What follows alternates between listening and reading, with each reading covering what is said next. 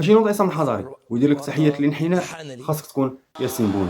عصام الحضري في لقاء صحفي ديالو في إحدى القنوات الرياضية كيعبر على الاحترام ديالو لياسين بونو وكيعترف بلي ياسين بونو أحسن حارس في إفريقيا. كيفاش عصام الحضري كينحني وكيعطي التحية لياسين بونو؟ هادشي اللي غتشوف معنا في هذا المقطع.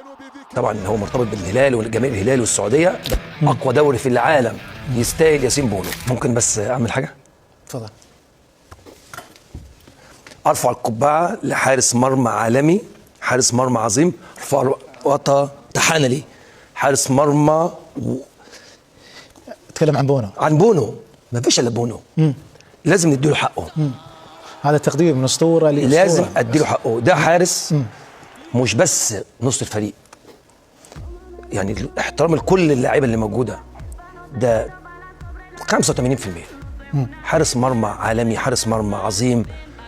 وانا كنت بقعد اقول ان انا اعظم حارس مرمى في الوطن العربي، لا، هو ياسين بونو. وهنا في هذا المقطع غتشوفوا هذا الشخص التونسي كيدافع على المغرب من بعد ما كان واحد الشخص مصري فرحان بان المغرب غادي تلاقي فرنسا. المغرب ما كيخشى حتى شي فرقه وما كيخاف من حتى شي فرقه، والا بغيتي تكون بطل خاصك تواجه الاقوى. هذا الشيء اللي كاين. وشوفوا الرد الفعل ديال هذا الشخص التونسي اللي عطى المصري علاش كيقلب كيف ما كنقولوا بالدارجه. قابل يا مغرب بقى، قابل. انت مش رحت دور ال 16؟ قابل بقى فرنسا بقى في دور ال 16 بقى، ما يغركش يا فرعون، والله ما كانك بدل ما اقلق على اسود الاطلس اقلق على مصر. راح تلعبوا للارجنتين، ميسي راح يسجل لكم هاتريك من غرفه الملابس، وانت توا جاي تخوف في اسود الاطلس. المغرب بطل افريقيا، المركز الخامس عالميا، المنتخب الوحيد الذي شرف جميع المنتخبات العربيه والافريقيه في كاس العالم. ما شاء الله ما شاء الله. ما يخافوا من فرنسا، صدقني ولا مغربي خايف من فرنسا، بالعكس يقول لك هاتوا فرنسا، عندنا ثأر قطر سيسترد. هذا الشخص هذا كيعجبني صراحه، كيعجبني نشوف لي فيديوهات ديالو، يعني يتحدث عن المغرب بحب وشغف وبنظره المنتخب الكبير والبلد الكبير، البلد المضياف. خليكم تشوفوا شنو قال ونتلاقاو في اخر الفيديو. السلام عليكم ورحمة الله وبركاته. أعوذ بالله من الشيطان الرجيم. بسم الله الرحمن الرحيم. قل أعوذ برب الفلق من شر ما خلق ومن شر غاسق إذا وقب ومن شر النفاثات في العقد ومن شر حاسد إذا حسد. المباراة اليوم ما كانت 90 دقيقة بالفعل على أراضي الأمريكا، كانت درسا في السيادة. ظنوا أن في الشوط الأول الاستحواذ كافي، وأن السيطرة في الميدان في الشوط الأول تعني تفوقهم، وشككونا في الشوط الثاني في الشوطين بين الشوطين. لكن الأسود يمارسون الصمت، كانوا يخططون يرسمون يستدرجون الخصم إلى فخ الاسترخاء. وما نطلق صفارة الشوط الثاني. أسود الأطلس أدرك الجميع أن التاريخ لا يصنع بالاستحواذ بل بالهيبة. 3 أهداف ليست مجرد أرقام، هي إعلان السيادة المغربية في قلب القارة الأمريكية.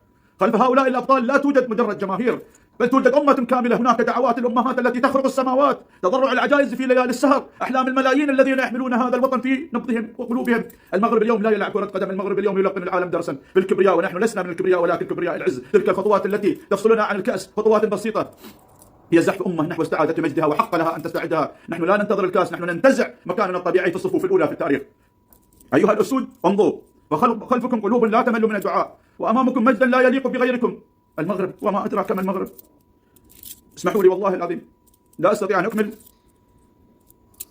الحمد لله رب العالمين. اذا الاخوان كما شفتوا معنا كانت هذه مقتطفات من بعض الفيديوهات عن ردود الافعال عن المنتخب المغربي والانجاز الذي يحققه بوصوله الى العالميه ومقارعته للكبار. ان شاء الله كل الحظوظ وكل التوفيق ان شاء الله للمنتخب المغربي في مواجهته ضد فرنسا، وتكون ان شاء الله مواجهه الثأر والانتقام. وإلا بغيتوا تشوفوا فيديو الثأر والانتقام للمنتخب المغربي غتلقاوه حاليا في القناه. والسلام عليكم ورحمه الله وبركاته.